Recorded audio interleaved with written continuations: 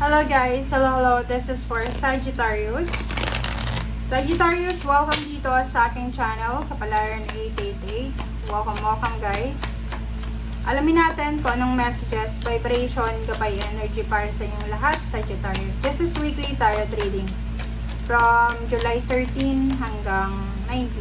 Okay. Okay, first two cards tayo guys. First two cards is 19, 10, 21, 3.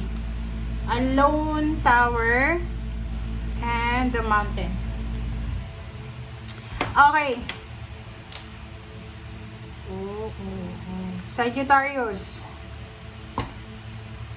Sagittarius, so nakikita ko sa'yo dito na whatever man na tower moments ang pinagdadaanan mo, like yung halimbawa, pinagdaanan ka man ng problema, ng whatever man na negativity, nasaktan ka, sinasabi ng bara sa'yo na you need to be confident. Maging confident ka sa sarili mo, okay? Ground your strength, okay? Ground your strength, kumbaga, magpakatatag ka, okay? So, pag may mga problema ka, syempre, normal yan, iiyak ka, parang ganun. Pero, sinasabi ng baraha, lahat ng problema mo, you will overcome it. Okay? Makaka-recover ka din. It takes time, but, makaka-recover ka din. Okay, 21-3. So, sinasabi ng baraha, huwag kang matakot sa problema. Huwag kang matakot sa problema. Huwag mong takasan ng problema. Huwag mong layuan. Just face it. Confront it. Okay? Kung i-confrontahin mo, harapin mo yung kinakatakutan mo, okay? Sinasabi ng barahan na to na maging courageous ka lang, maging courageous ka, maging persistent ka. Lahat ng yan, ng mga problemang yan, may katapusan yan, alright? Okay.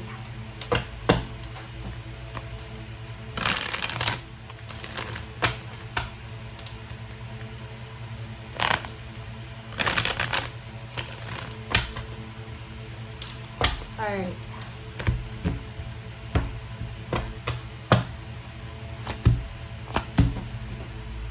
Okay, first two cards natin, 2 of Wands and 8 of Cups. So, nakikita ko sa'yo dito, medyo naguguluhan ka siguro.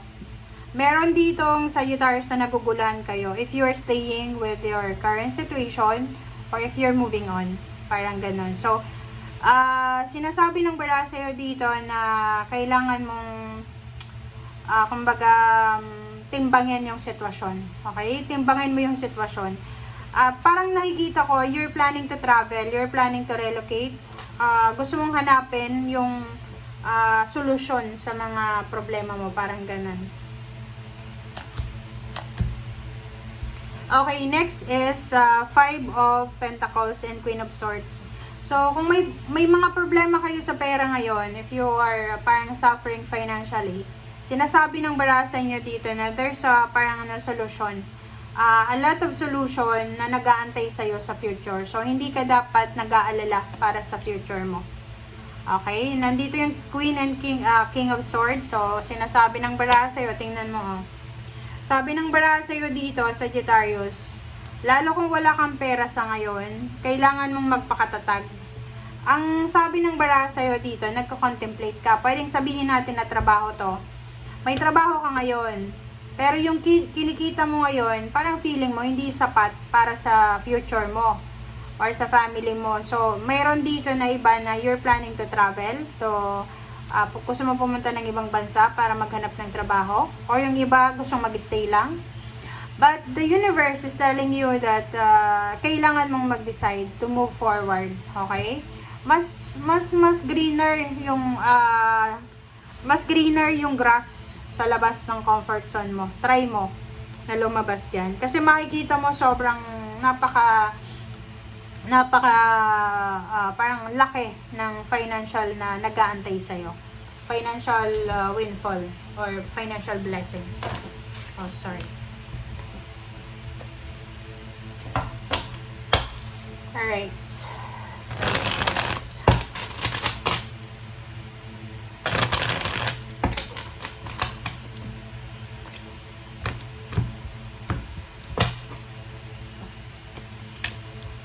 Okay. Knight of Gabriel. Okay, Knight of Gabriel. Sa nakikita ko sa'yo dito, sabi ng barahan na oras na para gawin mo kung ano yung gusto mong gawin sa buhay mo. Okay? Sinasabi ng barahan na yung pagiging passionate mo, yung skills mo, siya yung makakatulong sa'yo kung anong direction talaga ang kumbaga pupuntahan mo. Kumbaga dala-dala mo 'yun, 'di ba? Halimbawa, kahit na hindi ka naman nakapagtapos ng kolehiyo, pero marami kang skills, marami kang alam mo sa panahon ngayon, guys. Sagittarius, ang importante ngayon diskarte. Okay? Okay. So, Chariot number 7. So, sinasabi ng baraha, kailangan mong maging determinado, kailangan na may self-control ka sa sarili mo, and if ever na gusto mong mag-change ng career or gusto mong umalis, magpakalayo-layo, sinasabi ng baraha, there's a possibility na mahahanap mo sa malayong lugar kung ano talaga yung gusto mo. Aside from that, kung hindi ka nakaka-receive ng acknowledgement or recognition or promotion, salary increase, awards, or appreciation from your boss, from the company, sinasabi ng barahan na doon sa direksyon na gusto mong tahakin, nandoon lahat ng hinahanap mo. Okay, Nine of Gabriel. So, yun. Determination to, ho. Sabi ng baraha sa'yo, lakasan mo lang ang loob mo. Okay? Lakasan mo daw ang loob mo, Sagittarius, and move forward. Ihanda mo yung sarili mo kasi maraming, syempre, ganito yun, oh. Pag galing ka sa Pilipinas, pag pupunta ka ng ibang bansa, magmamigrate ka, may culture shock yun. Kasi iba, like weather. Iba yung weather sa ibang bansa. Ibang weather sa Philippines. Sabihin natin, okay, ngayon, sabihin natin, summer sa Europa. Yung summer sa Europa, napakainit. Sobrang init. Bakit? Yung mga bahay sa Europa, nakabuild siya as para sa cold season, 'di ba? Kasi yung summer lang is 2 months lang, July and August. So, manageable pa yan dati. But since climate change, nagputol ng mga trees, ganyan, nag-build ng mga buildings, parang ganun. So, parang hindi na manageable. Kaya, kumbaga, tas tumataas yung heat index. Pero sa atin, sa Pilipinas, pag halimbawa nasa 49 degrees, nagkakape pa nga yung iba, 'di ba? Pero sa Europa hindi ganoon. Okay? Yung iba, since hindi sanay sa init, talagang mainit. Okay? Parang tayo din 'yon. Pag pumunta tayo ng may snow, sa tingin mo lang pag nasa Pilipinas ka, ay gusto kong makapunta sa snow, ganyan. Gusto kong pag pumunta ka sa snow, pag pumunta ka sa lugar at tumira ka sa may snow, napapaligiran ng snow, baka isumpa mo na. Okay? Kasi sobrang, nakaka-stress. Okay? Impress. Time to act upon your plan. So, yun. Sagittarius, sinasabi ng baraha, wag puro plano. Gawin mo na. Okay? Gawin mo na kung ano man iyan na plano mo. Kasi, sinasabi ng baraha, kung gusto mong mag-move on ka na, wag puro salita. Kung gusto mong mag-travel ka na, wag puro salita. Okay? And the star, sinasabi na, lahat daw ng pangarap mo ay magkakatotoo. Magtiwala ka lang sa sarili mo. Okay? And this week, this is kung gugustuhin mo, kung gugustuhin mo sa linggong ito, eto na yung simula ng pagbabago ng pangarap mo. Kung maniniwala ka sa sarili mo, eto na din yung katapusan ng difficult situation sa buhay mo. Nakadepende kasi yun sa atin. Like ganito yun. Heartbreak. Galing ka sa hiwalayan.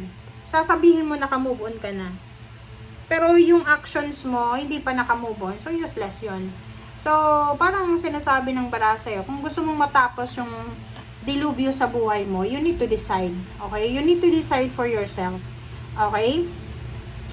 Kailangan mong gumawa ng aksyon. Walang sino man ang makakapagsabi sa'yo na, uy, mag-move on ka na. Uy, lumipat ka na sa mas magandang trabaho, ganyan. Uy, dito ka na, ganyan. Wala. So, sariling diskarte yan. Okay? Thank you guys. Bye!